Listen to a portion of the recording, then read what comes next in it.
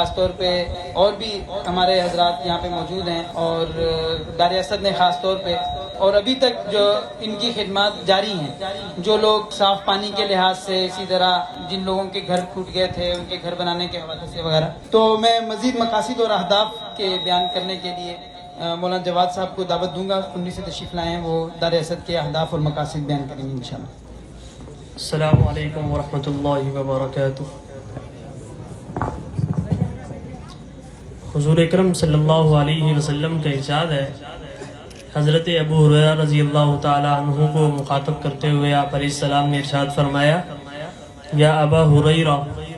تعلم القرآن وعلمہ الناس ولا تزال كذلك حتى يأتيك الموت فإنه إن أتاك وأنت كذلك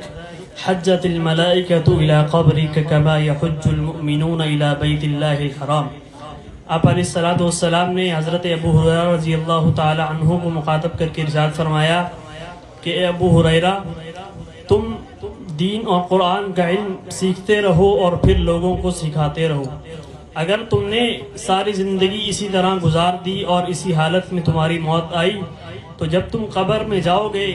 تو اللہ تعالیٰ تمہیں قرآن سیکھنے اور سکھانے کا یہ اجر عطا فرمائیں گے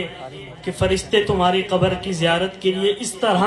لپک لپک کر آئیں گے جس طرح مومن لوگ اللہ کے بندے بیت اللہ کے دیدار کے لیے لپک لپک کر جاتے ہیں. تو قرآن مجید کو سیکھنا، اس کو سکھانا، اس کو سکھانے کا انتظام کرنا، یہ بہت بڑا فضیلت اور اجر کا کام ہے. ایک حدیث میں حضور اکرم صلی اللہ علیہ وسلم نے ارشاد فرمایا،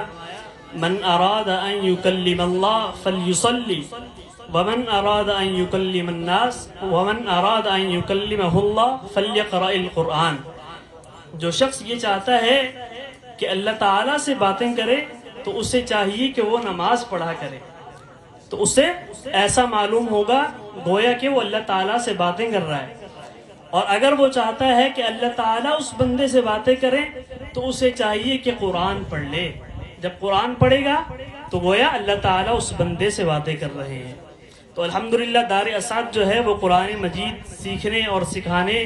کے لیے مصروف بعمل ہے،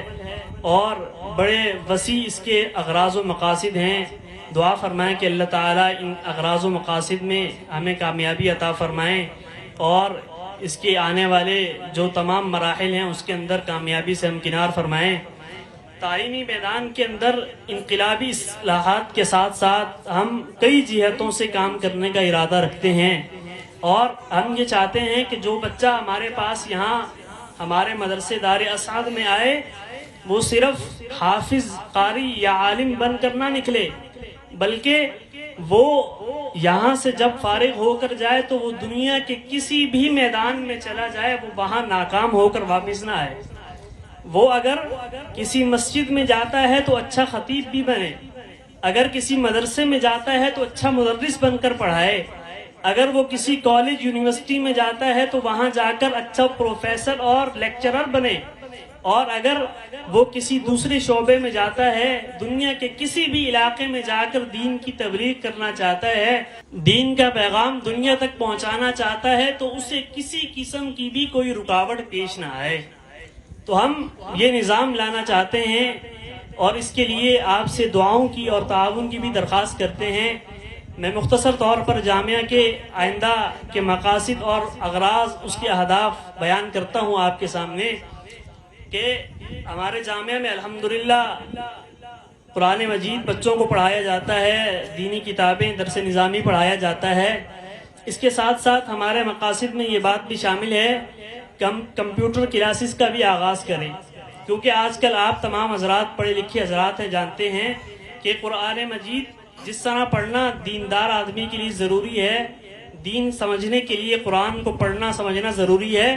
اسی طرح آج کل کمپیوٹر اور لیپ ٹاپ وغیرہ انٹرنیٹ استعمال کرنا یہ بھی وقت کی ضرورت بن چکا ہے.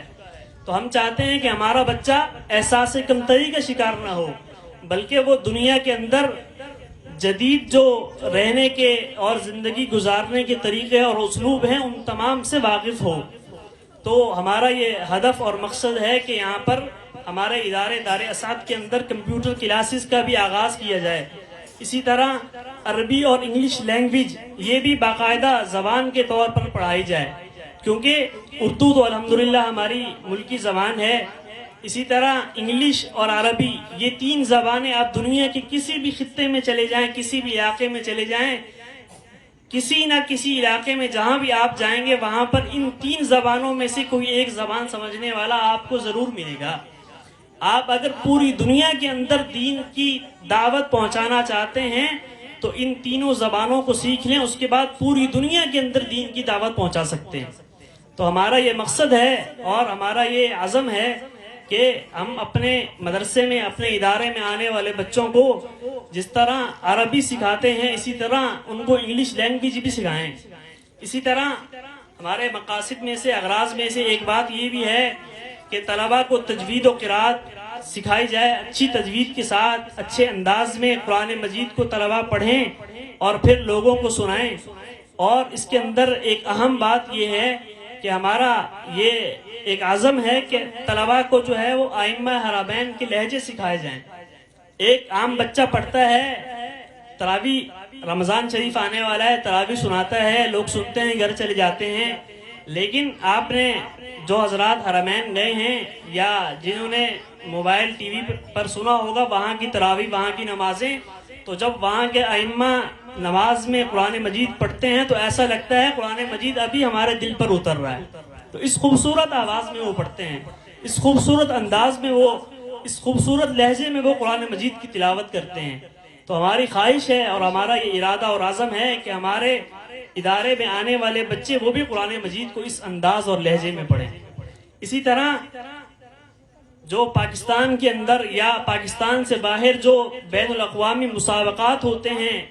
قرات کے، تلاوت کے، تقریر کے، نعت کے، جو مختلف مسابقے ہوا کرتے ہیں، تو ہمارا یہ چاہت ہے اور کوشش ہے کہ ہمارے بچے بھی ان کے اندر شرکت کریں اور اپنا بھرپور حصہ لیں۔ یہ بھی جامعہ کے اغراض و مقاصد میں سے ہے۔ اسی طرح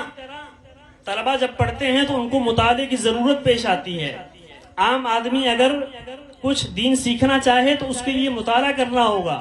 تو ہمارے اغراض میں سے، ہمارے مقاصد میں سے یہ بات بھی ہے کہ ہم یہاں اپنے ادارے میں ایک لائبریری کا انتظام ہو، اور انشاءاللہ اس کے لیے کوشش بھی جاری ہے۔ ان قریب جو ہے وہ لائبریری کا آغاز کیا جائے گا کہ جس کے اندر ہر طرح کی دینی کتابیں انشاءاللہ میسر ہوں گی۔ اسی طرح وقت کی ایک اہم ضرورت جو اس علاقے کے اندر ناپید ہے وہ یہ کہ یہاں پر دارالافتاء کھولا جائے۔ دارالافتاء کھولنے کا مطلب یہ ہے کہ ماہر مفتیان کرام ہر وقت وہاں پر موجود ہوں،